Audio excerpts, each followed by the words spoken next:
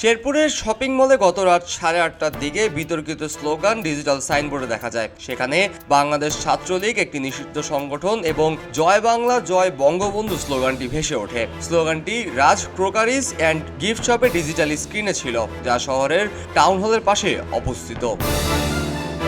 প্রত্যক্ষদর্শীরা জানান, এই স্লোগান দেখে স্থানীয় মানুষের মধ্যে উত্তেজনা ছড়িয়ে পড়ে। বাংলাদেশ জাতীয়তাবাদী দল এবং বৈষম্যবিরোধী ছাত্র আন্দোলনের নেতারা সহ অনেকে সাধারণ মানুষ সেখানে জমা হন। উত্তেজিত জনতা স্লোগানটি বন্ধ করে দেয় এবং শপের মালিক রাজু মিয়া ও কর্মচারী কাউসার আহমেদকে আটক করে পুলিশে দেয়।